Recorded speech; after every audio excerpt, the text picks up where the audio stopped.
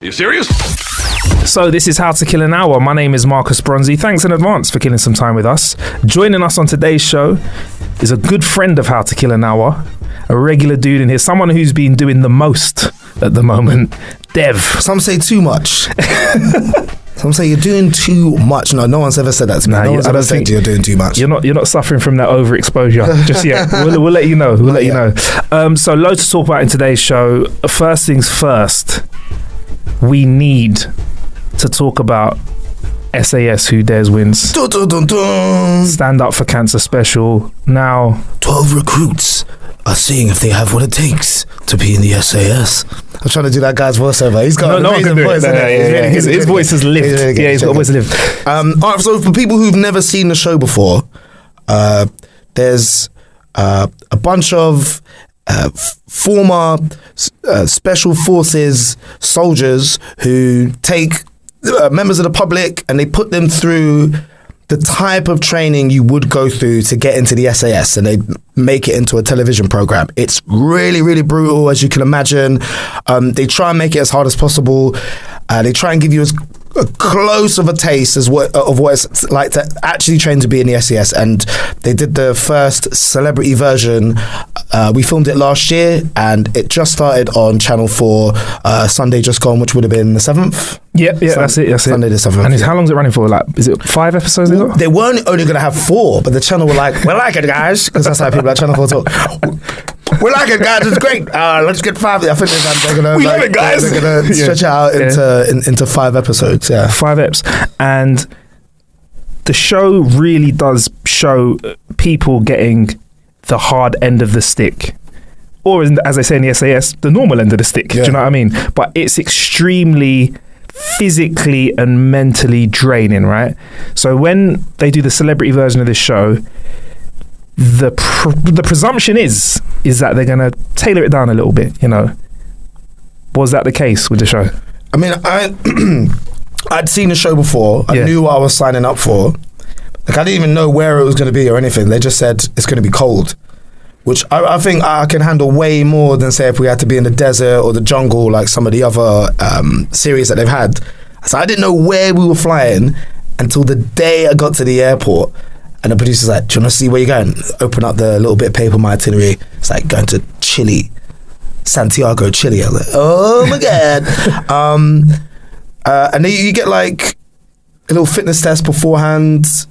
Apparently, like there's a few people who dropped out at that fitness test thing you had to do prior to the show. Yeah, so I went out to a gym. I had to run flat out for 9 minutes on a treadmill. I had to you have to lift like quite considerable weight. There's a certain way they want you to, like, not quite a clean and jerk, but a sort of half jerk clean. I don't know, try and go on like I know those moves. Then we had to like carry these really heavy jerry cans across the length of a gym. But I think that the DS, the directing staff who are on the show, they have a reputation to uphold. There's people who really, really enjoy watching that show. It's got a very hardcore fan base, and I could tell, like, immediately as soon as we started putting out press about there being a celebrity version, people thought, it's gonna cheapen the show. It's not gonna be as good. You know, I saw one guy. He was like, I bet the challenges are gonna be like, you know, put your left shoe on, now put your right shoe on. So I think the staff, they were thinking about that. They were like, we want to make it, if anything, we want to go harder on them so that people don't think that we've just gone easy because it's a celebrity version. So the very first thing we had to do was the backwards fall out of that helicopter. That's the very first thing we had to do. And you know they've said that that's the hardest thing that they've had, that they've set up for a first challenge. So we went from 2 days of acclimatization because it's so far above sea level. It's about 2,500 feet altitude. We had 2 days at a hotel where we went for a jog, did a little bit of exercise. Now, in that kind of altitude, you know, you run for 10 seconds, 15 seconds, and you feel like you can't get your breath back. You know that feeling just after you've sprinted, that kind of... But you think, all right, I'm going to take a few gulps, and in a few seconds, I'm going to be all right. In that altitude, it doesn't really do that. You kind of stay out of breath for a lot longer. So we had 2 days of the altitude training, and then We were taken to this river, bags put over our heads, still had my normal clothes on and stuff, bag put over your head, taken to the other side of the river. And then that's where you saw the show start, when the bag gets taken off our heads.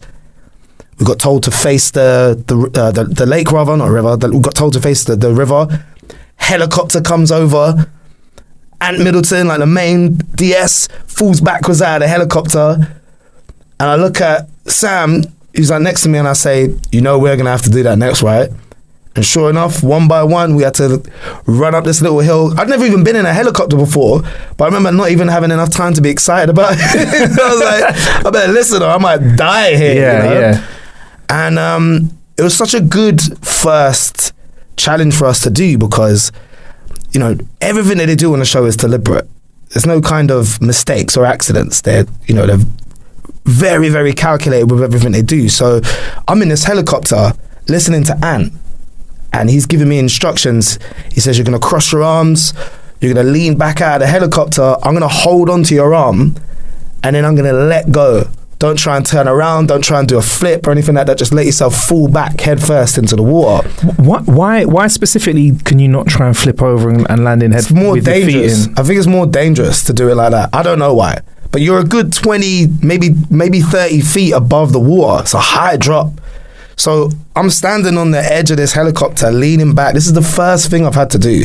Like a couple of hours before, I was eating steak in this hotel. Eating steak in a hotel, like, this is great. And I'm leaning back out of this helicopter, and all my weight is like Ant's the only thing stopping me from falling out of this helicopter. And in that moment, just before he let go, I remember thinking, oh, this is clever. They're in control, aren't they? From this moment on, they'll be in control of everything. I don't get to decide when I jump out of this helicopter. He's going to let go of me out of this helicopter. So I had a few seconds where he's holding on to me. Again, my whole weight, he's just holding on with one arm. I've got my arms crossed over my chest. And I'm thinking, he's going to let go. Is it going to be down? Oh, it's now. And let's get there. And the drop, it's such a higher drop. I remember having time to think as I was falling out of the helicopter. These are the things I was thinking. Is this stupid? Am I going to look quite cool doing this? Is it going to hurt? I had time to think about all of those things as I was dropping, and then boosh, hit the water head first. And you got to pop up, wave your arms in the air like you just don't care. No, like you got to wave your arms in the air. That was a signal to let them know you were all right. Yeah. So, but I don't know if you've ever tried waving your arms in the air whilst fully clothed in water. Like, so you're treading water, yeah, and you can't use your arms to stay afloat because you've got to show them. I'm trying to wave my arms and be like, oh, I'm okay. Because they have a little safety boat nearby. And then you have to swim to shore. And it took me about 15, 20 minutes to swim back because you got a little bit of a current in the lake / weird river thing. And also you're fully clothed with boots on as well. So you got to swim all the way back to shore, take off your wet clothes, and then put on your new dry clothes. That's the initiation. So the initiation was dropped out 30 feet into water, and then you got to tread water and swim for 20 minutes fully clothed. Yeah, you swim back to the shore, but because you're fully clothed, you're not moving like you're at a swimming pool. Yeah. You just like bomb it down the end and then back. You can't do that. Like you got a little bit of a current to deal with. You got all your clothes and stuff. You got boots on, like filled with water. Was it like a breaststroke jobby, or could you just try and cut through it? I didn't want to put my head back underneath the water because you also had this moment when you fall out of the helicopter at such a height. It's probably half a second, but to me it felt a little bit longer. When I hit the water and I went down into the water for a few seconds, you don't know which way to swim. You don't know, is that the way down that I fell in, or have I spun around a little bit? I don't want to start swimming towards the bottom. So you kind of have to let your body sort itself out, and you feel yourself, okay, I'm floating up. I was like, okay, that's upwards, that's the way I got to swim. Fuck. Yeah. And that's like the first scene we see. So we see you coming out of the water, and I think somebody makes a comment like, oh, I'm a bit cold, and then starts saying, you're cold, yeah? You're cold. Yeah. And then, so from then on, like, so the way we watch it, is it relatively in sync, or are they chopping and changing little bits? Yes. How much of it is real? Because I understand they have got to cram it into a show. They put 2 days into 40 minutes or 42 minutes or something like that. Because it is for Stand Up to Cancer. So what they are putting in this series is little short films about people who have been affected by cancer, and just to kind of reiterate why we're doing it. 'Cause, like, no one got paid to like go out there and do it. It was for charity. But yeah, like how you see it, it's edited down. Like so much is chopped out. So there's so much that you're not seeing. So there's a bit where we get woken up and we get told to be out on the square. But what you haven't seen is that will be us coming back from a day of getting beasted. We'll go to sleep for an hour. Somebody will burst into the room at like 10 to midnight and be like, right, out in the square, 5 minutes. You got to put your clothes on, be out on that square, and then we'll get beasted for an hour and a half. And there's a bit where we where they make us do a duck walk or crawl around. Like, you're doing that around the whole square. They're doing it together to make it look like, oh, we just did that for a few seconds, and then you switch up to do a fireman lift or whatever. But nah, that whole, even just that getting beasted lasted for an hour and a half. So at that point, it's early on in the show, what's going through your head? Because like you said, yesterday or 2 days ago, you're eating steak. You're in a nice hotel. Yeah, I've gone for a little run. I'm acclimatized. Like, what the fuck goes through your head when they've done that? When this is fresh for you? It's probably one of the best ways they could have introduced us to the course. I feel like I tried to really mentally prepare myself for what was going to happen. I always knew it's going to be really brutal. Physically, it's going to be insane.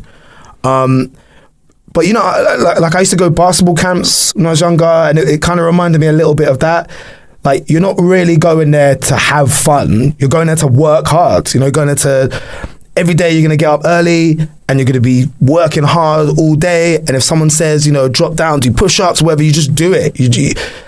I think the quicker you switch into that mentality of you just got to get on with it, whatever they put in front of you, the easier it's going to be. And some people struggled with it a bit. I can't put names on it. Some people were giving cheeky little remarks and having fun. And that seemed to kind of, I don't know if they knew it, they were kind of picking themselves to get beasted on and stuff. So, but I did notice in the first episode, at least, you were kind of heads down. And do you think that's because of the basketball training? You were just like, right, let me get it done. You asked for a piss. That was funny. Can I really go around for a piss, please? It was so embarrassing. I can't believe that's like one of my first introductions on the show is me asking to use the toilet. But again, Dev, I'm trying to cause no bladder control. Because we Dev asks to use the toilet and is told fuck off by hand.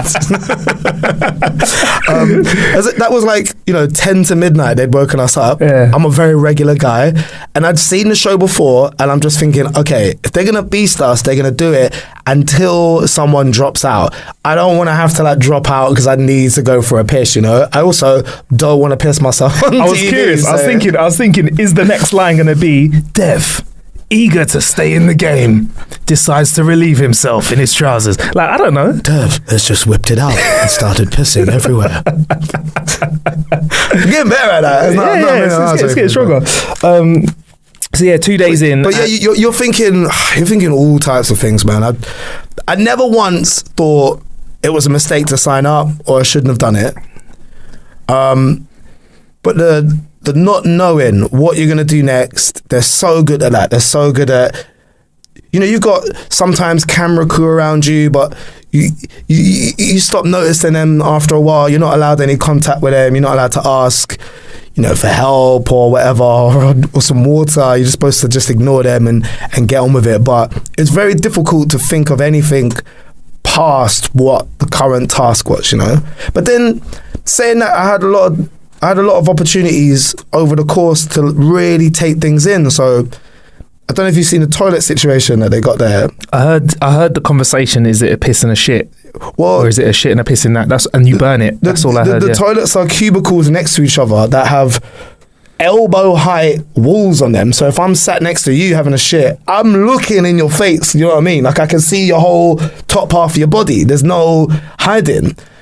And I remember the first time I saw the toilets, I was like, okay, I'm either going to wait until 3 a.m. to take a shit, or I'm just going to hold it in for like the whole week and not go. But obviously, you can't really do that, because if you're running up a mountain and you want to, you just got to go. When you got to go, you got to go. Yeah. And I think the second day in, I was like, they're shitting with the girls. I've just like sat next to the girls having a shit, being like, yeah, what do you think we're going to be doing today? And I remember there was one morning I went out on my own to have a little morning shit, like I said, quite regular. And, we're in the middle of the Andes, man. and I'm like sat there, I'm having a shit, and I'm just looking at the skyline. We're right in like a sort of, I don't want to say crater, but we're just surrounded by snow-capped mountains, and like one side was beautiful clear skies, the other it looked like there was like a snowstorm or something rolling. And I was like, wow, this is the best place I've ever had a shit before, ever.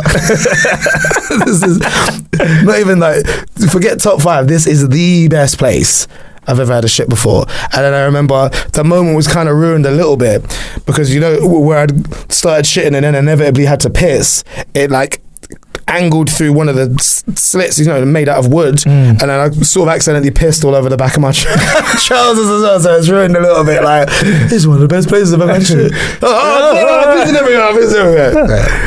Fuck. So where we're at now, so just so we've seen the first episode, so this is early April, and I've seen clips. They've showed little montages that show different parts of the show. Now, one of the most interesting parts about the show isn't just the physical stuff, it's the mental side of things. I feel like in each episode, they focus on one of the contestants or two of the contestants and speak about, they break you down. So I feel like this is an inevitable thing to come. Now, I know you can only tell us so much, but how was that personal experience for you? Because I feel like they sit there and you see them reading up about people and getting as much information as possible. Did they try and do that to you and kind of work brain on you?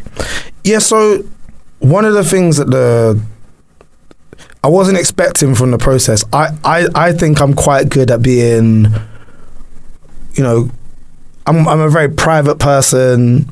And even though on my radio shows and stuff, I don't mind exposing myself a little bit or being quite honest. But at the same time, I get told the same thing from like almost any girl I've ever dated. It's like, you never talk about yourself, or I don't really know much about it. I don't know. I'm trying to get better at it, but I do feel weird opening up. And it's one of the things, we get given a psychiatrist to talk to, like both before, during and after this whole process.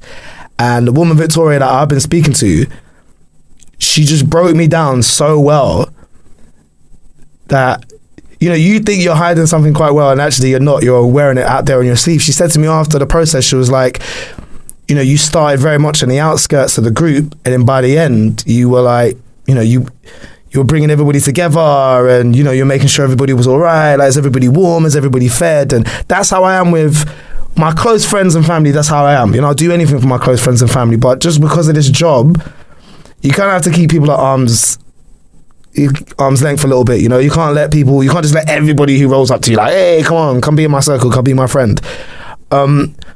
So like learning that about myself, that's who I am.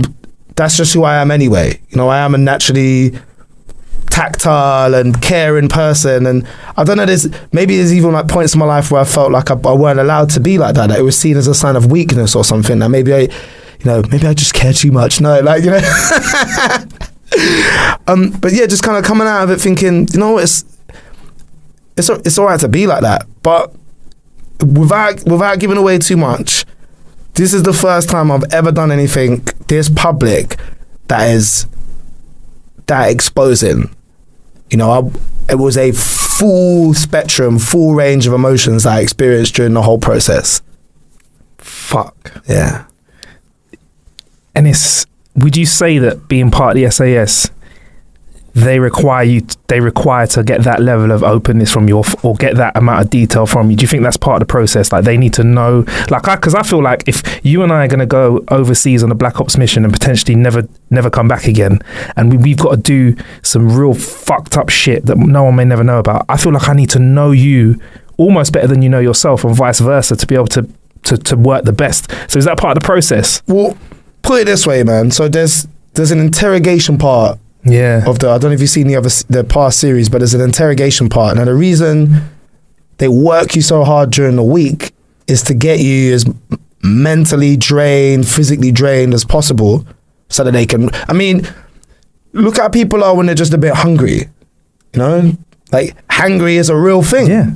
Just get your hands on to eat, you'll get moody with the people around you. You have something to eat, like, oh, my fault. Sorry, I was just a little bit hungry. Now imagine you're hungry and you're tired, and now you have to go out and do a mission together. You got to work as a team, and naturally, that's going to be all your insecurities, all your weaknesses are going to be, magnified so much in that situation. But again, they're so good at identifying all of them. So put it this way, without going into too much detail, what I'd learn, is from chatting to some of the staff, is that during your actual training, and yes, I mean, they do it for like 6 months, a year or whatever. We did it for a few days. But part of the interrogation process, they'll try and personalize it to you. So they'll find out whether it's the noises that they'll play to you or whatever the situation that they'll put you in, they'll personalize that to you. So, for example, if you've got kids or something, they'll use that as part of the interrogation process to really, really try and make you break. It's nuts. It's one of the things that a lot of the staff members were saying, that's the part of the training that they wouldn't want to do again. It's the interrogation bit, because staff said that. Yeah. Maybe they were just, I don't know, but that was the worst part of all of it. Really, that was the lowest point. Yeah. Fuck. And apart from the beautiful shit and pissing on your leg, what would you say is one of the highest the highest points? As naff as it might sound, the relationships that I built with everybody who I did it with, I've never bonded with a group of people like that before, ever. Right from day one, we were all in it together. Everyone was helping out each other, and we were a family because, we were all equal in that moment. It didn't matter if we were, guys or girls, or how, strong we are mentally or physically. It didn't matter in that moment. We're like, right, we are all here together, and the only way we're going to get through it is together. There were times we were, huddled together to try and keep warm, and making sure that here have my egg, you haven't had anything to eat today, or let's share my rations or something. And that's probably the part that I really missed the most coming back from it, is being in a unit of people that felt like they would, they'd do anything to help you and look out for you. And the camaraderie, is that a word? Yeah, camaraderie. That's what I missed the most coming out of it, and that's what I really enjoyed. You kind of wake up with everybody, and you have a little laugh and a joke, and you might be beasted that day, but then you come back and someone will put a little bit of Sudocrem on your back or something like that. Everyone was just kind of looking out for each other. Like, how many times in your life do you have an opportunity to be in a unit of people where you're all equal? You're all part of this weird little community, and then also after that experience is finished, who else is going to understand what it was like? Not people who sat there watching at home. They'll never know. They might have a tiny little idea. They're not really going to know what any of that was like. So that's another reason why we all still keep in contact. We've got a little WhatsApp group. Everyone messages each other, and it's obviously quite difficult for us all to meet up because everyone's busy and professional and stuff, but yeah, that was probably my favorite part of the whole process. Is just bonding with this group of before strangers, and now they're like family now. Would you do it again? Tomorrow. I'll go tomorrow. If they were we're doing it again, we lost footage, we're gonna go back and film it again, I'm like, cool, let's go. I loved it so much. I find it so hard to motivate myself sometimes, that having Foxy or Ollie or Ad come bursting through the door, being like, right, 10 minutes out on the square, full kit. I'm like, yes, let's go, man. What we doing today? I loved that, and there were some of the challenges that was so difficult. Like I run a marathon, right? Every day was harder than running a marathon. I'm not just saying that. Every day we did something that hard. Marathon, you run in a straight fucking line. You run in a straight line with the whole of London come on, you can do it. Giving you sweet jelly babies and that orange slices. On the back, that's another weird thing about the London Marathon, right? Sorry to switch back and forth. But when would you ever accept an orange segment off a stranger in the street? I'm not a rude guy, but if you come up to me in the street and offer me an orange, I'd slap it out of your hand and get the fuck away from me, you weirdo. You offer me an orange slice? What? Where did you get it from? Your house? What is going on? But the London Marathon, some like little kid. Even now, look, like accepting food of kids, like they're filthy, man. Probably like digging their arms out. Do you want some oranges? Like, I just took an orange slice of a little kid. Like, cool, man. Thanks, Junior. Like, on my way. One day, What if Junior was like, here, Dad, I've got an orange slice. You then was like, yoink. Oh, that wasn't me. My bad. Weird. Yeah.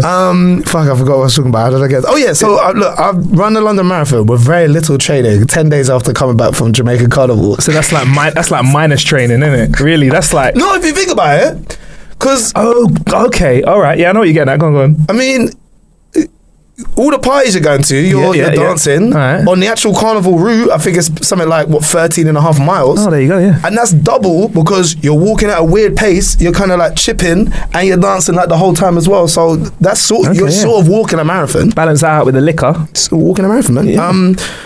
But every day was harder than running a marathon. But you know, some of these challenges was so physically demanding, and you just at the start of it, you're just thinking, there's just no way. There's no way I'm going to be able to do that.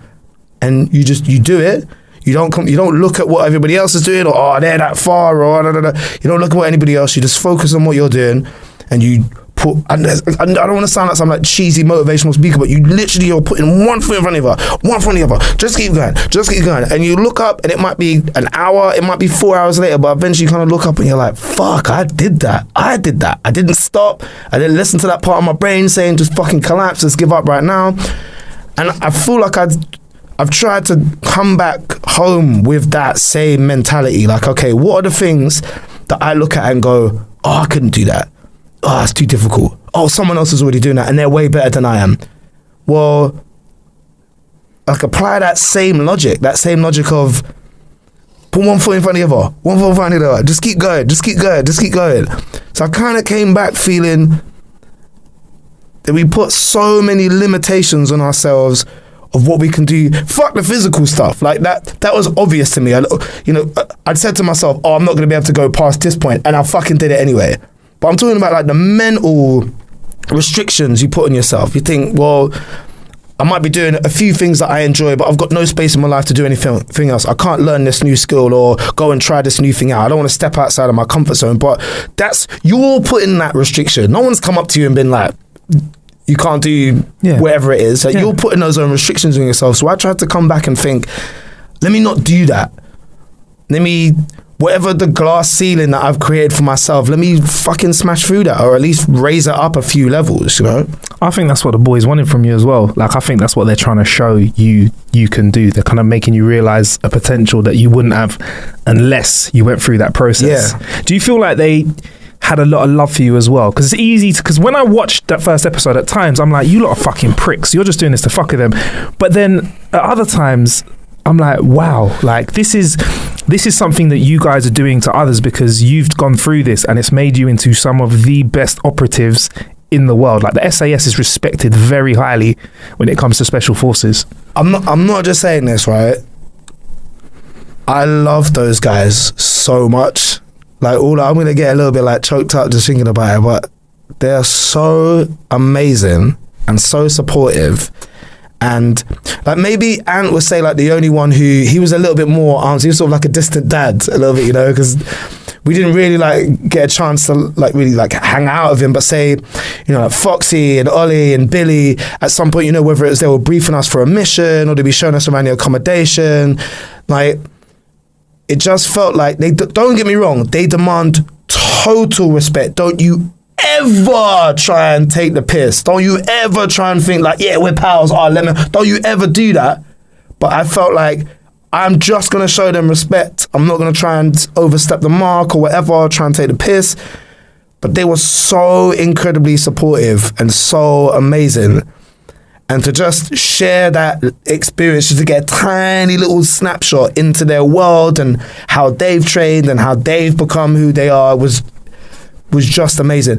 I think sometimes, you know, they come across a little bit harsh on telly. Just a little bit. Some people are like, oh, you know, will they get like getting in your face? I'm like, nah, not really, you know. If you're slacking or you're bringing the rest of the team down or you're trying to get off by not doing as much work, maybe instead of lifting your feet 6 inches to the ground, you're just trying to get away with like 1 or 2, they're going to be on you, you know, because they don't want anybody thinking that this is going to be an easy ride. But every single one of them had these incredible moments with, be it just the odd words of encouragement that they would say to me, or just like a bit of advice, or just, you know, a general outlook on life was just, is that when they talk, I just want to listen, you know? There's so much knowledge. Were there people that were the converse of you and did take the piss? And are we going to see some people feeling the heat? Because there's a couple of times it was like, oh, mate. And I was like thinking, what the fuck? But you know what? That's you're talking about Sam. Yeah, right? yeah. I didn't want to hurt Sam. Sam was like, oh, mate. I love Sam, man. He fucked up though, didn't he, in the first episode? I think in the first episode, what you're seeing is just like Sam making that adjustment. Because Sam loves everybody, and Sam just wants to be everyone's friend. He wants to make everybody laugh. You know, he's very sensitive. He can tell, you know, when someone's a little bit upset. I mean, you'll see it as it goes on. If somebody's upset, Sam gravitates towards them. He wants them to, you know, feel better. It's just in this setting, you know, the DS recognized quite early on, like, right, he might be a problem. He's a little bit, you know, I'm a class clown. You know, in all my schools, I was the class clown. But I guess the difference is because, you know, these like basketball camps and stuff that I went to, and I realized early on that the way you get respect of people is, you know, if they demand it, you got to give it. Yeah. And head down and get on. Maybe like Foxy put it really well when we did like a press day the other day. He put it really well. He said, look, everyone who does the training, does the show, whatever, they will get into the mentality of what it's supposed to be like and how they're supposed to be. It's just that some take a little bit longer than others to snap into it.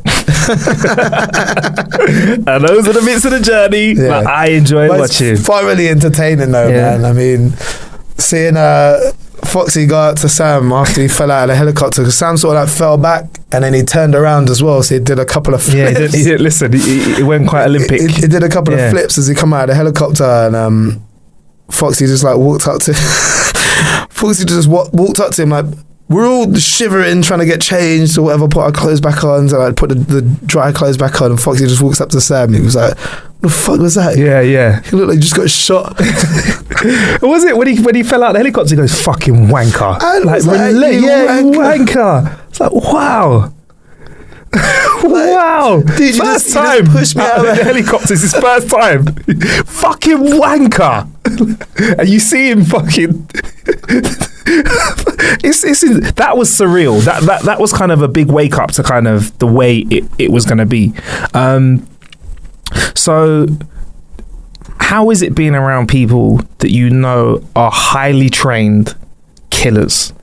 It's not debatable. These guys at least assisted. Can I level with you? Yeah. I'm not even like trying to be funny or whatever. Can I level with you? Yeah. I thought about it constantly. Like, I'm not even joking. Like the entire time I'm around those guys, I'm like, they could like kill me so easily.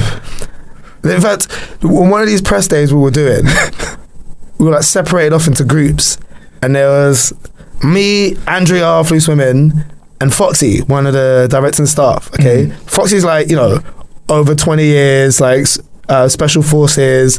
He's retired now, but you know, like he's done tours, bruv. You know, he's like he's ex-special forces. You cut him, he bleeds special forces. You know what I mean? Yeah. So me and Andrea have been asked questions about the first episode. Andrea has like quite a big story arc about, you know, her past and stuff, and what doing the show, like some of the demons that's brought up. And a lot of the journalists were interested in talking to Andrea. You know, she's off Loose Women. A lot of people wouldn't have expected her to do the show. So when you do these press days, you get moved around different groups of journalists. You do all the magazines, and you do like a few like online ones or whatever. So you'll be sat at a table, about 4 or 5 people with their dictaphones will ask you questions, and you know, you all take turns to answer. So by like the third group we were with, Andrea's answering one of the questions, like, and it wasn't this, but it was something close. It was something like, was it hard, or was it cold, or something like that, right? And you know, like me and Andrea, it was ever so cold. Oh yeah, it was so cold sometimes. Oh, I cut my finger. Right? So Andrea's in the middle of answering this question, and I had a corner of my eye. I can see Foxy, you know, ex-special forces, right? I see him, he's like looking down at his pen. He's just like twisting it around in his fingers, and I'm just like, I wonder what he's thinking right now. Where me and Andrew are like pathetic. Like we did it for a few days, and we're there going, oh, it was so hard, oh, it was so cold. And like, I was just like, I wonder what Foxy's thinking right now. He's probably just thinking, I could kill both of these lot. This pen right now sitting there moaning about. I could do it in 25 and a half seconds. And I could be back at base in 3.5 hours. I'll be back in Chile in 6. You know what I mean? Like, man. fuck it, yeah. And so I did. So these are killers. Yeah, you're around killers all the time. Such a fraud. Just complaining about anything, moaning about anything with these lot. I was just like, let me just give them 100% respect. What did you miss though when you came home? There must have been something that you just got your hands on. Bit of food, drink, home comfort, your favourite seat. Oh man, sugary drinks. That was all, because all you really have out there is obviously you want to drink loads of water, tea with no sugar, or no sugar for tea. Coffee I was big into, like out there sometimes you like find a little bit of coffee. Find a little bit of coffee. Yeah, sometimes they put a bit of coffee out for you, sometimes maybe not. Sometimes you just like manage to like get some tea bags from somewhere. Wow. But even then, you got to take the water, you got to put it in your mess tin, you got to heat up the water on the stove, make sure that boils, and pour that in your little flask.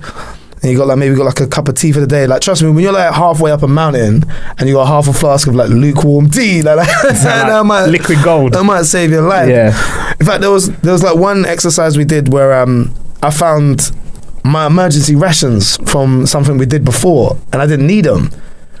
And it was like a heat in the bag bolognese thing, right? So it's like really clever actually. You like put some water in a bag, shake it up, whatever. You put it like, wrap it up, whatever. You leave it for a few minutes, and then you have like a hot spaghetti bolognese. I'm telling you, man, that's like top 3 best meal I've ever had in my life. I was sat in the back of this like rattly like flatbed or whatever, driving through the night to God knows where. And I'm just like eating this bolognese, heat in the bag, like, oh God, this is amazing. And I remember I looked over, I saw Victoria Pendleton, she's like shivering on the other side of the truck. And the heat pack that it comes with, it gets mad hot, because obviously to like heat up the food. It's like, Victoria, do you want my heat pack? Like, you might need it. But that's how we like looked after each other, It was like, right, who needs some help? Who's struggling? Who can we... So they managed to convert you in was it 10 days you out there? The whole process was a week. So we had like a couple of days to acclimatise, and then there was the actual like training bit. Yeah. So within that week, they managed to turn you into the beginnings of a squad, like the beginnings of an actual team. I felt like we was a unit, I felt like we was like a tight family unit who all cared about each other. All right. Well, before we move on, like, what's something key that we should be looking out for? Actually, no, wait, Dev, sorry, bruv. One of the big talking points from the last season was the scenario where they make you fight. Now, I thought this was something they were going to save until later on in the show, because it was one of the things that there was a big buzz around, because they pretty much said, we're going to make you fight, but there's going to be absolutely no sort of way that we're going to let you kind of go, oh, we're only going to make, a big person fight a small person, no girls on guys, no guys on girls. Now, this is one of the things that they actually went straight for in this first episode, and they flipped on its head a bit, didn't they? Yeah, that was on our first day, they did a 2-on-1 boxing match, which is just nuts. 2-on-1, like boxing match, like you got 2 people trying to thump you up. It's a lot. And so I ended up with 2 of the smallest girls having a go at me.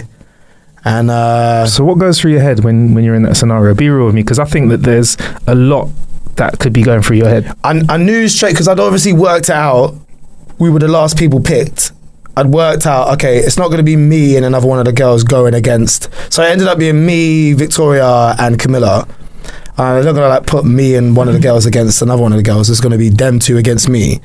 So immediately, the instruction was, you have to fight back, because they were trying to teach us that, they don't get to pick who their enemy is. If they were out there in the battlefield and 2 women like came after them, you got to take them out. Do you know what I mean? 100%. Even if it's hand-to-hand combat. 100%.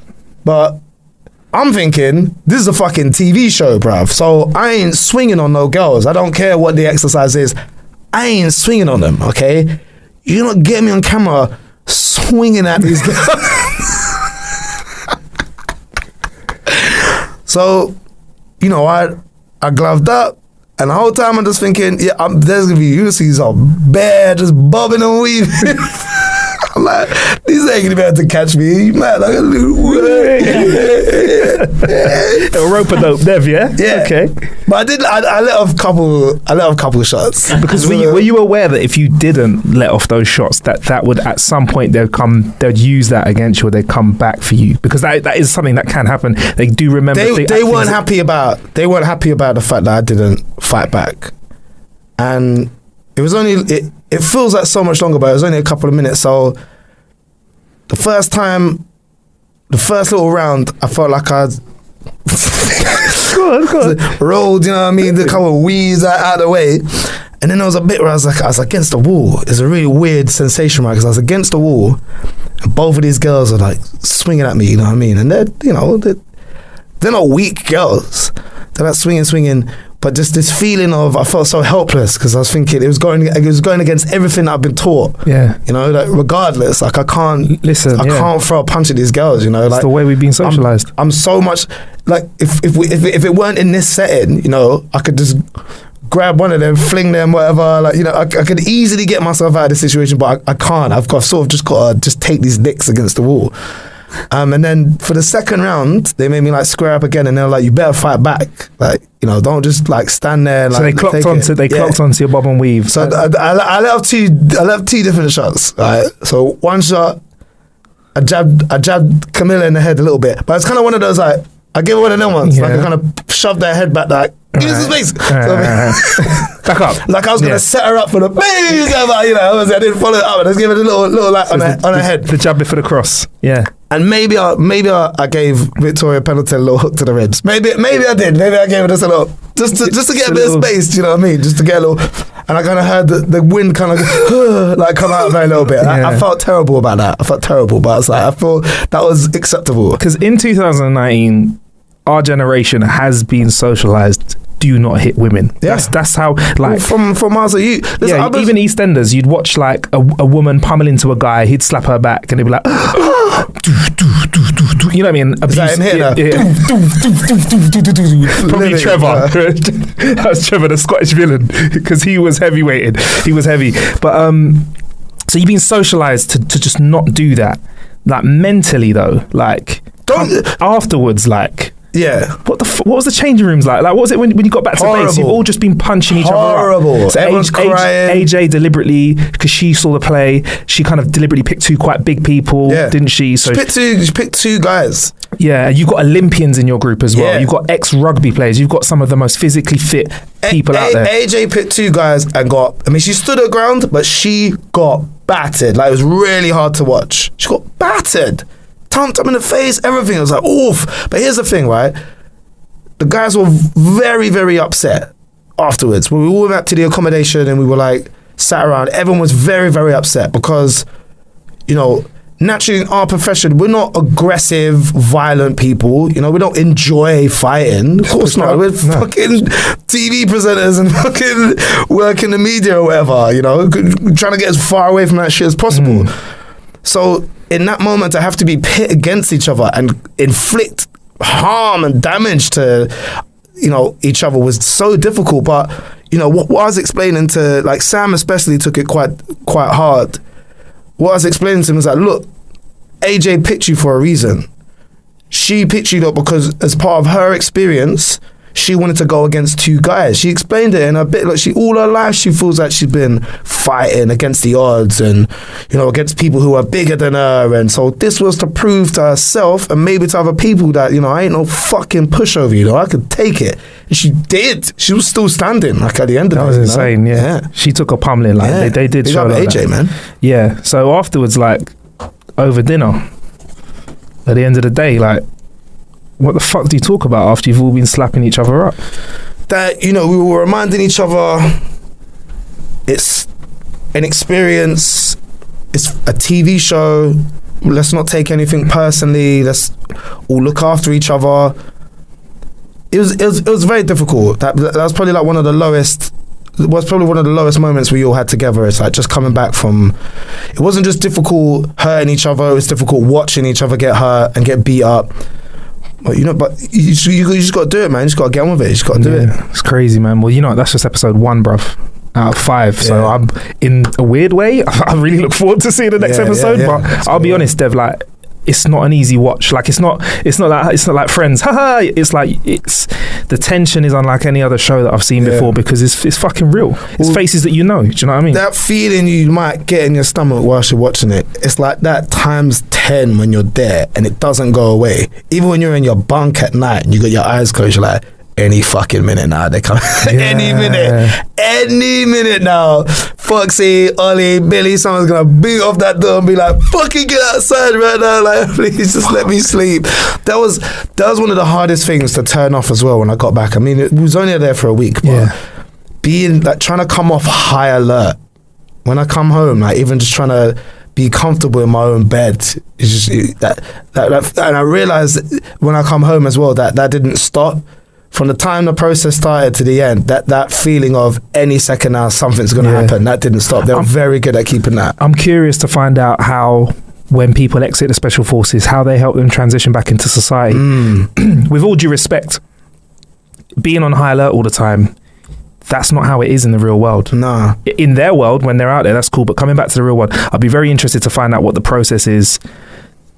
Get reintegrating into society. It's hard. That's a really good point. I mean, I don't want to trivialize anybody's experience 100%. In the military at all, but I definitely did think about that.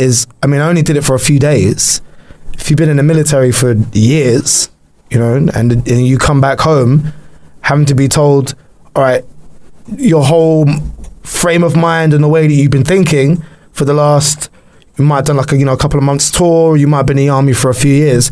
Okay, you gotta not necessarily forget all of that, but that can't be your first go-to reaction anymore. You just gotta be like everybody else. I cannot imagine how difficult that must be to. It made me have so much more respect for anybody who's had any kind of a military career, having to try and adjust back to life after that. But Foxy especially has been very open about mental health issues surrounding that, particularly with soldiers trying to sort of get back, to normal or whatever that is. And I mean, that's like so important for people like him to be talking about that, because it's almost not just for the people who are experiencing it, but also so we can understand it as well. That's something I'd never even thought about until, I'd had like a tiny little snapshot experience of it. No one was ever shooting at me. I didn't see anybody die or anything like that. So I can only imagine how awful that was. So you've only seen a degree of what somebody whose full-time job is. Because I like to think that I've met a few people and I'm like, they've been in the military, and I found out after they were, and I'm like, it does change you in a way. It has to. So it's very, very interesting conversation. But man, I just, even though you're back, I wish you the best of luck for the rest of the show. I don't know what's going to happen. I know how it ends. Yeah, man. So, I know how it ends. Yeah, so I know the ending. That full spectrum of emotions that Dev's talks about, they've teased that as well. So that's going to be. It's going to be a weird watch, man. Like, because I know you, bruv. So like seeing you in that scenario is going to kind of bring it home as well. And like, but I suggest you check it out. Like I said, it's not an easy watch. And obviously do your thing, donate, stand up to cancer, innit? That's right. So there's full details of that on the show. We'll put a link to that in the show description. Talking about anything else is going to feel so hard right now. New phone, who this?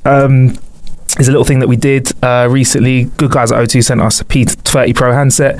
Dev and I went out and tried it out for the day, man. Nice romantic day together, taking pictures. We were boyfriends of Instagram for the day. No doubt, man. It's gonna be like hard to talk about it and it not sound like an advert, but that's a fucking dope camera. Like, if you're a photographer and you do mixtape, album artwork, like, I'd be worried, is what I'm saying. I'd add another string to your bow, because like if that camera becomes like sort of standard, ain't nobody gonna be paying no fucking photographer. I'll be like, I'm gonna use my phone. That was fucking dope. Yeah, it's mad. It's like we just went out for the day in like central London. We were just literally just walked around taking pictures like normal, but it's the AI, like, and this is across all camera phones. I just want to say, like, the way that the AI is kind of leveled up over the years means that you really can just point a camera at somebody, whether the light's good or bad, it's going to do its best to kind of take a sick picture of you. And Dev ain't messing around. Like some of the pictures that we got, like there's like one of you leaning against the friggin' collage of posters, just chilling out. And I was like, Dev, I think I might be a professional photographer. It's a press shot. Yeah. Like, I wonder if there must be photographers still pissed about, like, Instagram, for example. Before Instagram, only way you could really get a half decent looking picture, or the people who seem interested in photography were photographers. You know, now everybody knows how to crop, add a little filter, some and the numbers, and then, you know what I mean, try and... You know, there's people who have like stylized Instagram pages. With like the borders and stuff. Right. Yeah. Might be borders, might be like they've arranged the pictures in a certain way. So it kind of just like quite stylized. Yeah. I imagine like the same thing with, it seems like such a minor thing, but having a powerful and really professional looking camera that's just part of your phone. I really, it's going to be a game changer. You're just going to get that, people are going to become interested in like taking a cool photo or trying shit out, or, you know, trying to do something a little bit different. And yeah, well, I think what it was is Instagram before, it's a good point. There used to be like people that took Instagram photos of themselves or whatever, and then there used to be professional photographers who uploaded to Instagram, so they'd send them to their phone. But now, with things like the P30 Pro and that next generation of phones, like, you don't need the SLR anymore. You can just go out, snap. And I think if you're already a photographer, this should be something that you should have in your arsenal, like something that's small. It's a point and click. That's what they call them, point and clicks. Something that you carry around with you. The point and click is now going to be integrated into phones. And one thing that I used to talk about with other photographers was they used to say, right, they're great, the sensors are getting a bit bigger, but lenses, you can't fuck around with the glassware that I've got on my DSLR. It's fucking P30 Pro. And again, like, I was explaining this to Dev, like, and let me know if this sounds weird, like, because it's kind of hard to explain sometimes, but they've taken 5 lenses that usually would stick out of your camera. I'm glad you're explaining this, because it's mad, isn't it? Yeah. But they've kind of put them on their side, put them in the camera, and they've used like a periscope kind of style. So imagine a periscope, you stick that up over a high wall, and it means you can see over a wall. There's like a periscope style in your phone, which means that there's like, is it 50 times zoom? 50 times zoom. You zoom in on most phones, and you get like, especially say you're at a festival or something like that, you're trying to take a video that makes it look like you're closer to the stage than you actually are. Yeah. But this is like, it zooms in and still mad clear. See, the only thing I wasn't really feeling about it was there's like some weirdish kind of blemish filter thing that it does to the pictures. So automatically filters faces. So like, yeah, we noticed that when it was taking pictures, it would like airbrush. And I'm like, we don't need that. I'm like, I know I don't look like that. Firstly, because I'm a rigorous moisturizer, but also I don't want to get used to my face looking all nice, smooth, and then when I actually see it in the mirror, be like, what the fuck? Don't lie to me, phone.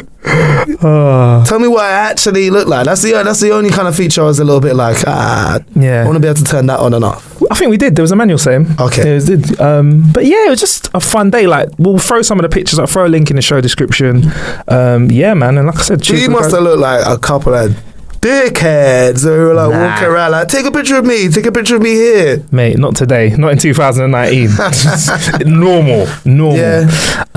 Also, big up Cold Drops as well, man. King's Cross. Yo. Cold Drops. What a nice place. I mean, no one can afford to go out there, but just for walking around, I'm like, I afforded a coffee there, bro. Yeah. Paying for it this week. What was that place we went to that was like £14 or something for some Ethiopian smoked espresso or whatever? Yeah. Good coffee though. And bad boy little cups. After I had the coffee as well though, to be fair, you could take the mick out of that coffee. I came out of there. We stopped for a little coffee and I came out. I was like, Dev, I don't know what was in that coffee, bruv, but I am good to go. It might have been coffee or like liquid cocaine. I don't know, but give me some of that. I'll have one of those. Fired up. I'll have one of those before the gym. I'll lift the whole gym with everyone in it. So yeah, man, we'll put a link to that in the show description. Check out New Phone Who This. I think it's something we're going to be doing more often when there's a new handset that's out. O2's going to give it to us and we can go and take pictures of each other. It's one of those things you're like, how comes no one's done this already? Like, even just the title is New Phone. Brilliant. Yeah. Oh, thank you very much, Dev. Why has no one done this yet? Is that a rare compliment from the Dev? A rare compliment? I give out compliments like they're fucking orange slices at the London Marathon, bro. What are you talking about? You want to compliment? Yeah. You want to compliment? Well, yeah, I had fun writing that, man. Had fun. Shout out to the guys behind that as well. So yeah, Radio 1 show, man. How's that going? Because not too long ago, you like graduated to the midday kind of vibe. So it's like 1 till 4. Yeah. So I do 1 till 4 now in the afternoon, Friday, Saturday, Sunday with the lovely Alice Levine, which is the best because I don't have to be at work until 11 o'clock in the fucking morning, man. This is the first time I've ever done a radio show that I don't have to get up in the fucking morning, mate. Like, real talk, how many years have you been doing early doors for? I actually think this is going to be my 10th year in Radio 1. I think this year is 10 years in like September or something like that, or maybe next March, I forget. And I used to do early breakfast, which was getting up at 2:30 a.m. That's a fucked up. Is that late or early? Who knows, man? And I never worked it out either. It's not like I was like, I'm going to go to bed at 7 p.m. and wake up at I didn't do that. It was whatever. Get home at midnight, cool, sleep for an hour, guess I'm going to work, like get back home. And everything I was like studying to do a degree at the same time. I was just like, I'm not fucking send myself mad. But I did that for 4.5 years, man. This is the training that prepped you for SAS. You know what I mean? This is what when they were like waking me up in the morning, like bam, get out on the screen. I was like, I've done this. You were like, welcome to Radio 1. It's there. I started introducing a record and shit. Fuck it, I did a little back at it.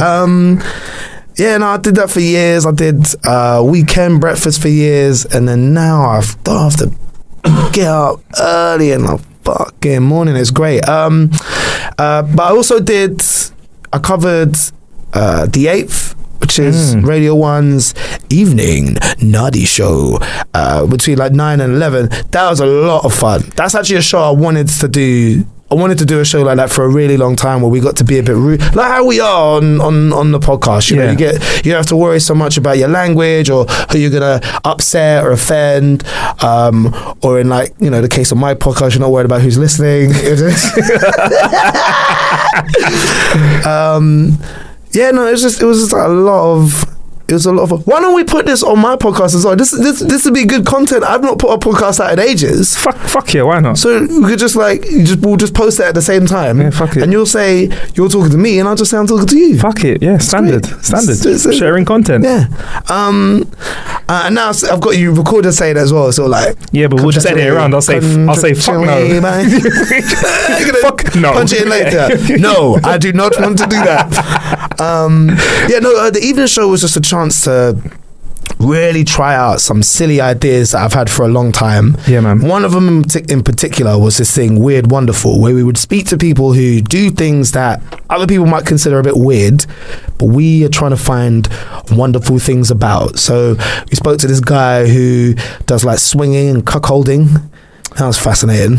Talk us through this guy's experience of cuckolding. So what he does is he's single, and what he does is he'll bang guys' wives, but they'll know about it, you know. So it's not like, you know, like sneaky affair shit. It's all organized. And funny enough, a lot of dudes from the military who might be married might be like, look, I know, you know, say to the woman, I know you got needs. I know you're longing for the touch of a man. You know, like I'd rather know about it and get, you know, organize it rather than just any old Tom, Dick or Harry. That's premium rate, because to fuck a killer's wife, yeah, you've got to be brave, because if I don't know, I just feel like you're fucking someone's wife who can kill people. Well, like, what if he decides halfway through it's a no-go? I just think there's that understanding though, innit? You have to. And all right, name one of the guys from SAS. Would you fuck one of their wives? It's okay. It's all right, Dev. I know about it. No, but it's $1 as well. The thing, I'm not into fucking other people's wives anyway. If you were though, yeah, would you? Someone, and as he's telling you, he's holding a pen. Fox holding a pen.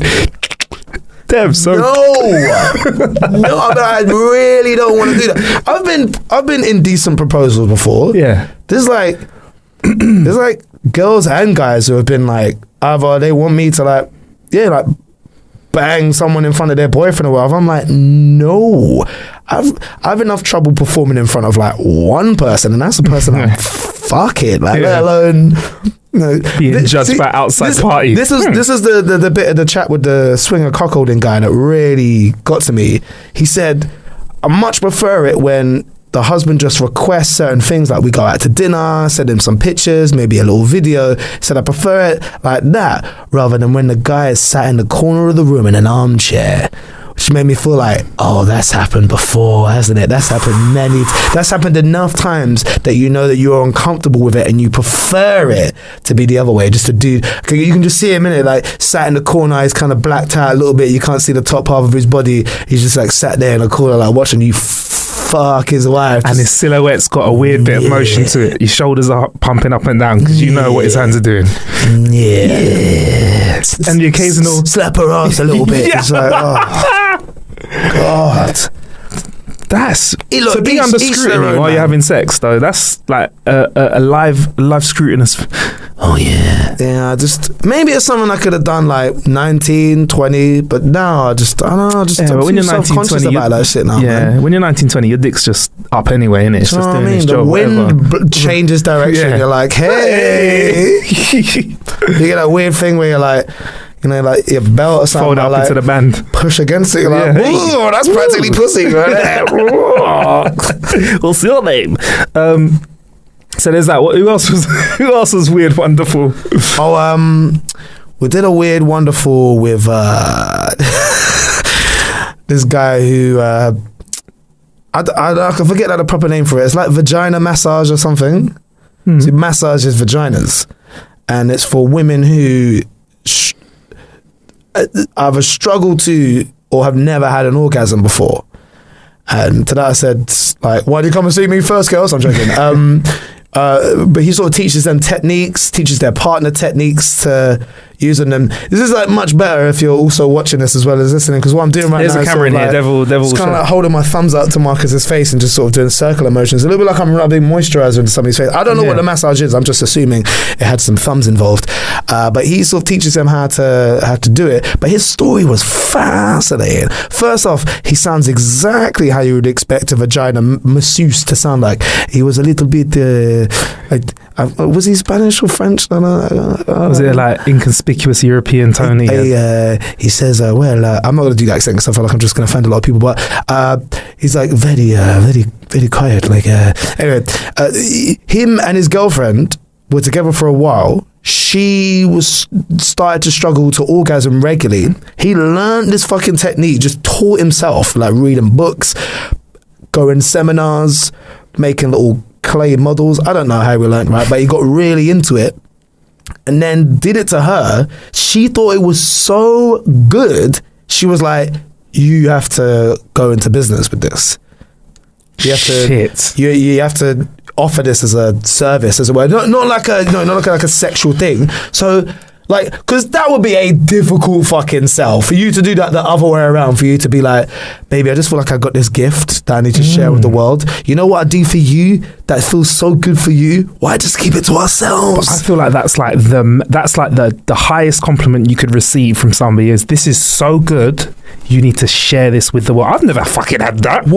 I think I've come out of the room like a champ. I've never had anyone say to me, this is so good, share it with the rest of the world. Supportive wife she is, / girlfriend. Like, if that was the other way around, say like if it was my girlfriend gave like the best like hand jobs ever, like she does like some weird like sort of like stress ball thing with my nuts, and like fucking it's got like some like weird Vulcan grip shit going on, right? I ain't telling this shit like nobody. You mad? That's for me. Even if you ask me about, like, bro, did you go do anything funny, bitch? Nope, that's regular, bro. Not needing to worry about. You won't even let me shake her hand. Get over. Hey, nice to meet you. You get the fuck away from her. That would be our secret, mate. No, but this guy's wife's like, yeah, you need to go into business. So women come to him, you know, they pay a little bit of money. Yeah, women come to him, very good, Billy, literally. Hey. And then, they pay. It sounds mad dodge, but it's not. Like, I don't want to make it seem like it's like seedy or anything. Yeah. You know, he's a professional. Okay? Yeah, cool. Yeah, he's professional. He's a professional vagina wizard, and he teaches them these techniques. He like gives them a little the rub, and then some of them, he says some of them come like 18, 19 times. Sometimes they cry, just so overcome with emotion. Some of them it's been years. Sometimes for the first time ever, they're just orgasming like, yes, thank you. And it's amazing. It's beautiful. I didn't even know that was a thing. No, it is. So like you've never been with a girl that can't orgasm before. I know I have. It's like it makes you feel a bit insecure, but at the same time, that's like. It's not like it's you. There's some women who just you know what I mean. There are some women out there who just ain't compatible with you. I see it, or they haven't found that right person yet. That's how I'd put it, because I'd hate to think somebody would just think there's no hope. If that's something that they want, some people might be like, cool, I don't want an orgasm, but some things that I've never had, I wouldn't mind not having. But once I've had them, I'll be like, damn, I'm so glad. Like what? I don't know, things like sweets, chocolate, deep throat. Anyway, moving on. Sweets, chocolate, deep throat. Now there's like loads of things though that's interesting though, isn't it? To go back to him, what I was thinking is how does he make sure that everybody knows it's business? Because to be that intimate with somebody might turn around to him afterwards and say, look, thank you for your help, but you're the first guy to do this to me. You're special to me. The girlfriend would need to be there, right? Like, surely she should at the very least be there doing the admin or like... What, during the session? Yeah. So now she's in the corner. How could you trust she's in an armchair, like, making sure everything's above board? Like, look, her chin's like sort of angled down, but her eyes are looking upwards at him. Yeah, just... But then that's the other thing though, isn't it? Like... Women could go for a massage, even if it's a fucking fanny massage, right? And not think, oh, I want to fuck this person who's doing it. Yeah. But for a guy, though, it's much different. I remember I had a Swedish massage. It was all above board. I had a Swedish massage like a couple of years ago. And I don't know if it's that you're just getting touched in a place that you don't usually get. Like, you ever had like your hair washed at like the hairdressers or something like that? It's so attentive and it's so like, oh, no one's like ever like rubbed conditioner into my head. It's so nice that you just kind of fall in love with them a little bit. I don't think women really get that. And then they're just like, yeah, whatever. This is just massage. It's functional. But for guys, we're like, oh, she wants to fuck me. I bet she does. I bet she's thinking about it. I bet she's not. I reckon it swings both ways, man. Look at personal trainers. Personal trainers are very likely to get in relationships with their clients.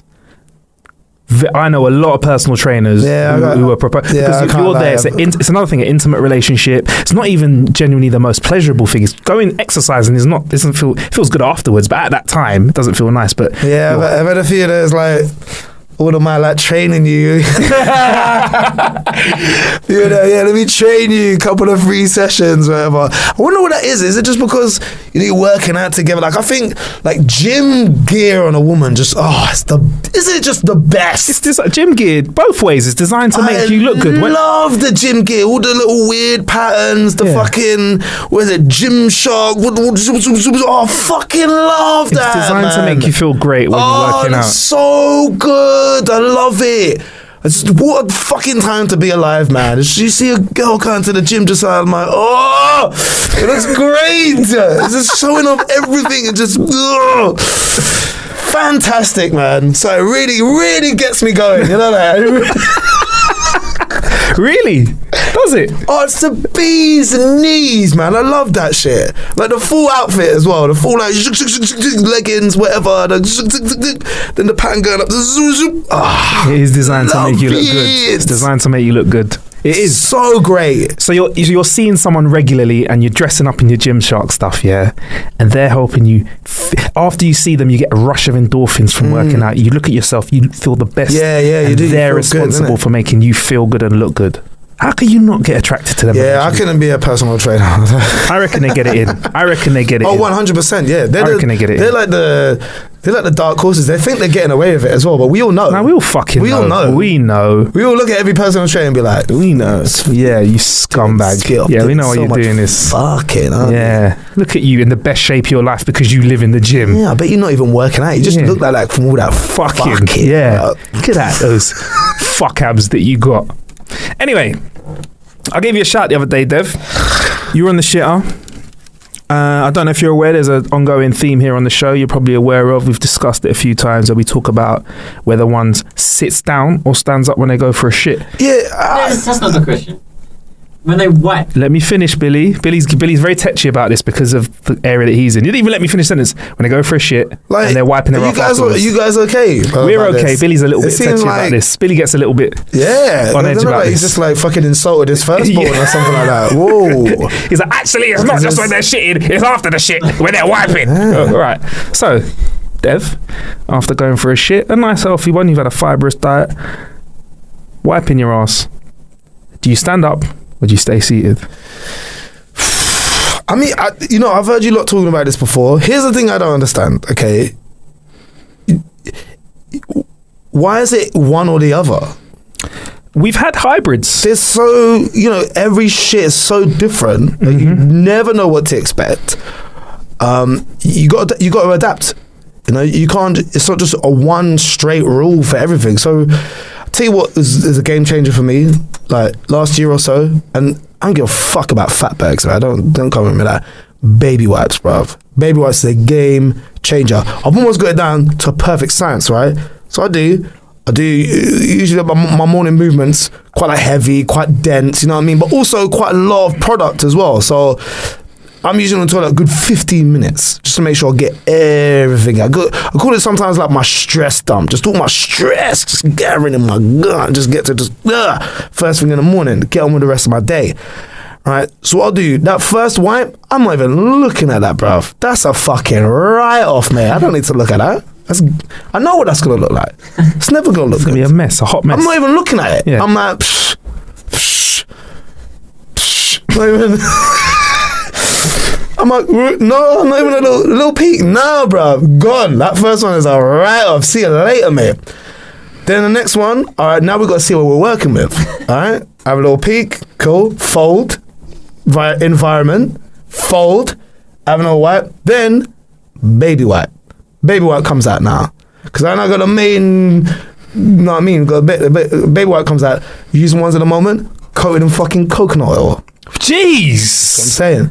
Jeez. So that first one goes now. I have a peek at that as well to see that what we working with. Usually, on a good day, it's looking all right. But here's the thing. You're getting a bit of residue left from that baby wipe. You don't want to pull your trousers up. Still got a little bit of baby wipe residue. You don't want that. So now, tissue again. Aggressive wipe this time. Aggressive to get off some of the residue. But also see what's going on. Fold, environment. Aggressive. Have a look. Throw. Now one more tissue. Polish off. For just a gentle, let's see. Because what I'm trying to do with that last one is replicate what my clothes are going to be doing against my arsehole for the rest of the day. Okay, so if I go a little, whoof, just kind of gentle kind of, whoof, and have a look. Clean. Then I'm done. But here's the thing. If by that first baby wipe one, if it's still looking a bit, I might be here for a while. I did a few courtesy flushes. I will stand up. I will stand up at that point, right? Because again, what I'm trying to do is replicate my day. How am I going to be moving? You know, like I don't know if you've noticed about me. I'm extremely flexible. You know, like very supple joints. Right, I like to move around a little bit. You know, like sometimes I will just be waiting at a bus stop and I just like touch your toes. I just move myself around a little bit, trying to see get myself into a right angle and see what. But again, there's been some dumps that I've done that require you to stand up to make sure you're getting everything. Because one thing I will not accept as a grown man is a shitty ass. I won't do it. I won't do it. It's not acceptable. It's not acceptable. If I'm at your house and I need to use all of your toilet tissue just to make sure that I'm not even a little bit shitty, sorry, bruv, you're going to have to go without. Because there's nothing like, and I've learned through experience at a young age, having a shitty ass on a hot day. Horrible. Why? Horrible. Why would you? All the horror of a skid mark is just so unacceptable to me. As so unacceptable. Even just a little bit. It's like, oh my God, I've let everybody down. Yeah. Oh, I couldn't look at myself in the mirror and be like, you fucking animal, what is that? Skid mark fucker. You can't even look. How you supposed to do anything? You can't look after yourself. You can't even wipe your ass properly, bruv. So all I'm saying is, if you lot are committing to I only stand up or I only sit down, I feel like you're selling yourself short. You know, adapt and grow. Adapt and grow. Adapt and grow. Don't confine yourself to just one thing. That's all I'm saying. So with that being said, the majority of the time, where are you at? Here's the other thing. I don't know if anyone's brought this up yet. We're not even shitting properly. Oh, we've had the conversation about having properly. I think Jordan Crisp and CJ Beats were talking about having the pool We're not stall. even shitting properly. Yeah. So we need to be squatting. How dare us Them. how dare us talk about whether we stand up or sit down, because we're not even shitting properly. We're supposed to be squatting like they do. I remember having some very bad noodles in an Indonesian airport and having to try and use the like squat hole in the floor thing that they have, and I paced around that for about 20 minutes, bruv, going, there's just no way my Western arsehole is not going to be able to like get shit. I'm going to shit all over my shoes. I mean, I might not be able to get back up again. I'm worried something might fall out. Down the hole? How am I supposed to do that? I had to go to the desk and level. I said, listen, I'm from London, okay? We don't have toilets like that. I'm not going to be able to use that. You know where he let me use the toilet? In the first class fucking lounge at the airport. Jeez. The only one that they had in the whole airport. It's like, thanks, man. Was it a good toilet? You've done me a solid. It was amazing. But I did think about it afterwards. I thought back so much, like, why can't I just do the little squat shit? Do you know what it is? I don't think it's something that, you know, they say you can't teach an old dog new tricks. I think that's what it's down to. You can't be 34 years old trying to squat and shit for the first time. You know, either you've done it before and you know what to expect, or you're forever going to shit how you shit. I want to get you the stool. And see how that is. Because you're not squatting, you're still sitting, but you just have your feet raised a little bit. So like what, it just like kind of... Yeah, it's just a little stool. Lift your legs up a little bit. Yeah, a little step, yeah. I'm just trying to picture what that'll be like to use like right now. Dev's right now, he's got his feet up, his hands up by his knees, his knees up by his face, shall I say. That might be, that might be quite enjoyable. Yeah, try it out. I will take one of them off you. Happy birthday. Yeah, be a little birthday present. Don't buy it for me for my birthday. Christmas? Valentine's? Just nearly tipped over your whole desk. Sorry. But it's funny, inside that whole conversation, you touched on something. This has been going down on Mum's Net and Huffington Post. Yeah, that is where we find time to research stuff. So there's a whole thing people talk about: scrunching, folding, and other methods like that, because apparently folding means the paper's thinner and your fingers are more likely to tear through and give you poopy fingers. Listen. Scrunching gives you a bit of roughness to clean properly. Mate. If you're scrunching up the tissue to wipe your ass, you need to get your fucking life together, mate. What is that? That's not effective. What are you cleaning up? Like some fucking spilt yazoo? What are you doing? Like that needs to be neat and folded. Like it's efficient. How do you fold the scrunch? You can get shit all over your hands. What are you talking about? You can't fold flat always. So you can't fold a scrunch. That's dangerous. No, but you can that's fold. That's such a waste. You'd have to scrunch it after one wipe. It's gone. With the wet wipe, do you fold it or you don't scrunch? It's a folded wet wipe. Okay, here's the weird thing about using the baby wipe. Yeah, you do have to fold it, but you're probably getting a little bit of shit through the wet wipe, right? It's not. It's porous, isn't it? It's feasible. It's porous. And the coconut, in your case, the coconut juice could transfer through the wet wipe, and the juice may have touched your body and then touched your hand. We're going to wash our hands anyway, right? You're 100% going to wash your hands. But all I'm saying is like, a baby wipe's porous, so you're probably getting a little bit of doo-doo. Yeah. In your finger, like every time you bend, there's a little bit. Yeah. If you're putting your hand down there, odds are there'll be fecal matter on your hands. Probably. Yeah. That's why you got to wash your hands, man. Okay. And I've seen like 2 people this year come out of the toilet after having a shit. They need to die. Fix their hair and just walk out. Fuckers. I'm like, you know what? You're the reason like we still got like the fucking plague in certain places, man. You're the reason like kids are still being born with rickets, bro. Like, wash your fucking hands, That's disgusting. You're gonna shake my hands, give me like ringworm or something. That's disgusting. You're gonna go sneeze over a salad or something. Like, come on. You're gonna scratch your eye with your shitty finger and get pink eye. You dirty fucker. Flip it out, It's man. disgusting. I hate we have to share the planet with those people. So you're a folder. I think I'm a folder as well. I'm not a fan of using wet wipes though because of the fatberg stuff. Fuck them fatbergs. Do you know, this is the sad thing, isn't it? About, I think, the difference between our generation and, say, kids. When we were told in 150 years' time, like, all of East Anglia is going to be underwater or whatever, global warming, we're like, I ain't gonna be around. I'm going to be long gone by then. I mean, we will be here. We're going to live forever. By the time we're 80, we're going to be in a fucking server or something. Yeah, man, like that. downloaded. They would have done Chappie, but in real life, like, we'll be Chappie. Yeah. But for, you know, our kids, like, that's kind of a reality for them. They're like, well, like, in 80, 100 years' time, like, my kids or whatever, they're going to have to... So personally, I know this is awful. I'm not really thinking that much about the fatberg. Right? I'm like, that's a necessary. And I don't think I overindulge with the wet wipes either. But it's probably a really awful thing. But I value the cleanliness of my own arsehole more than I'm concerned about fatbergs. Could you compromise with wet tissue paper? Using a bit more. Nah, dude. If you had a little jar of coconut oil, maybe spray the water. What happens to tissue when you wet it? It breaks up. So you'd have to use a bit more. I just get broken up tissue in my arsehole. You never seen that before. You never seen a girl, you like... Okay.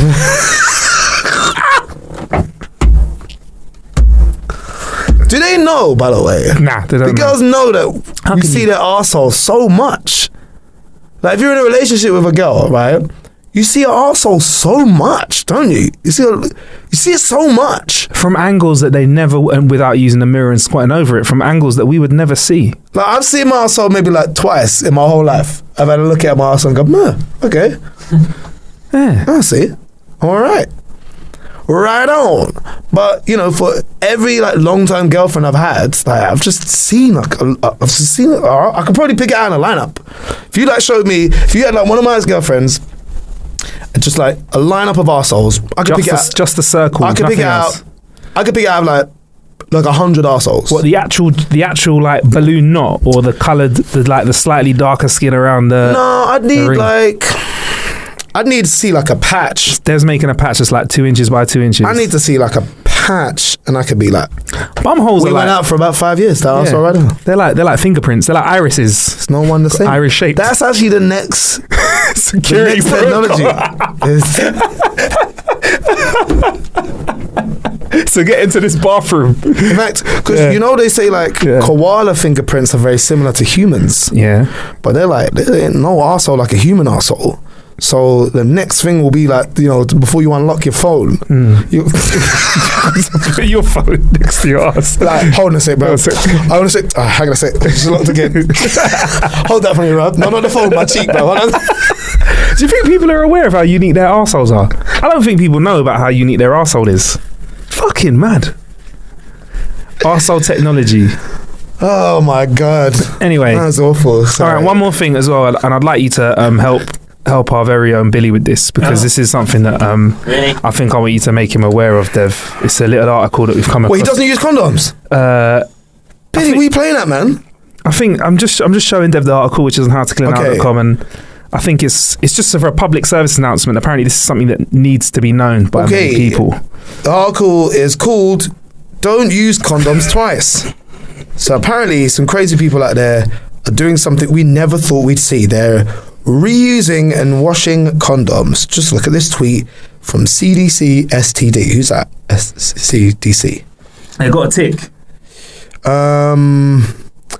We say it because people do it. Don't wash or reuse #condoms. Use a fresh one for each #sex act. Were you aware that so many people were rinsing out condoms and using them? That's what they used to do. Turning them inside out. Really? That's what they used to do. Yeah, in like the 40s, you would get like given like your granddad's Johnny or whatever and be like, here you go, son. Like, and you'd use it, and then you'd finish. Like, Fuck off. stick that on the sink with like the wash. Look it up. Off. You'd like stick it on the sink with the washing or whatever. Like, rinse that out.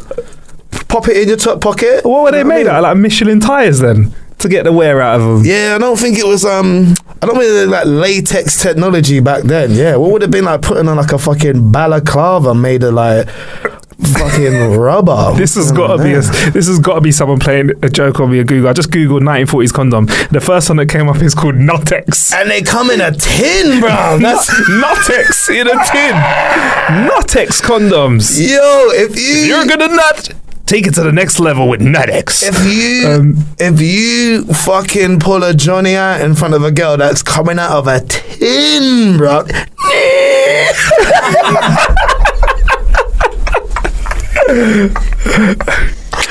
If she still lets you like sleep with her after that, that's gangster right there. You're pulling out of a tin.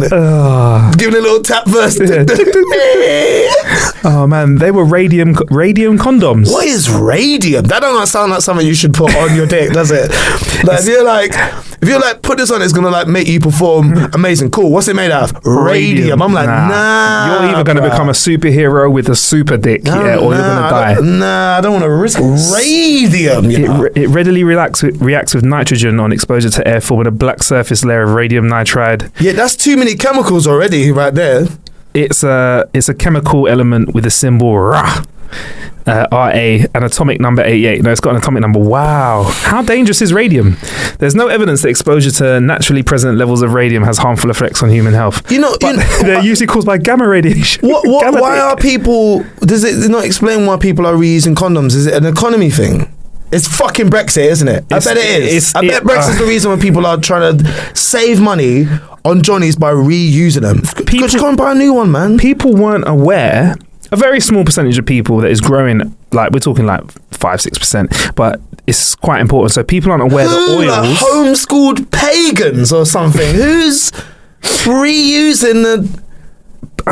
Young people aren't aware, apparently. Idiots. So Billy, I just want to put this to our producer Billy, just to make sure that he's using condoms once. And just once, Billy. Once, man. That's it. Just use once and then throw it in the tie knot in the end and throw it in the bin. Yeah. But a bit of advice though, if you're having it for a posh wank though, I'm just saying, bruv, a wash and reuse ain't gonna be the problem then, is it? Why is it still a little bit embarrassing to buy Johnnies from the shop? Because you're saying I'm about to have some fucking. Like, especially when you like run in there at like 2 a.m. on a Thursday morning, you're like, boss man, no, further light, yeah, cool. Yeah. And he's looking at you going, are you gonna fuck? And you're saying, yeah, I'm gonna fuck. Do you ever try and like buy other stuff to go with it? To lessen the impact. Random petrol station stuff, like a rabbit hutch, and then some condoms. Anything you buy with it is going to look weird. Like, you be in there trying to buy like a flashlight, pack of super malt and like some quavers, and then also give me a pack of condoms as well. Like, why? Anything you buy, people are going to associate that with the sex. So if you buy quavers, he's going to think you're somehow using the quavers during quavers sex. Off someone's back. What's wrong with this guy? We need to start owning it. No, because you know what is more embarrassing than going to buy condoms? What? Chlamydia, bruv. Hell yes. Illegitimate children. Hell yes. Hell yes. Fucking gonorrhea. And the rest is drippy willy, mate. That is embarrassing. Fuck that. And genital warts is embarrassing.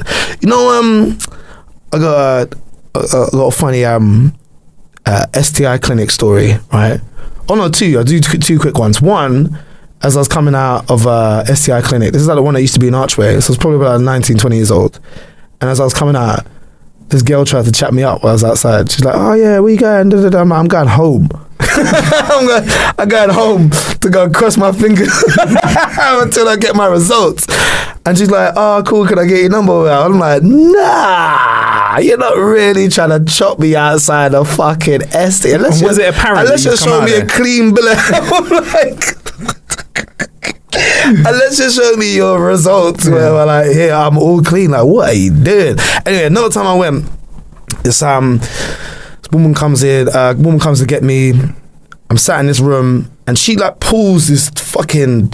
I sit on the little like table bed thingy, pull my trousers down to my knees, and she's like sifting through my pubes, you know, and like trying to look for any bumps, any lumps, whatever, any abrasions. And she just kind of looks up at me and she goes, "Oh, I've actually got 2 student nurses with me today. Do you mind if they come in and observe the procedure?" So I was like, okay, like just trying to be helpful, just trying to help out.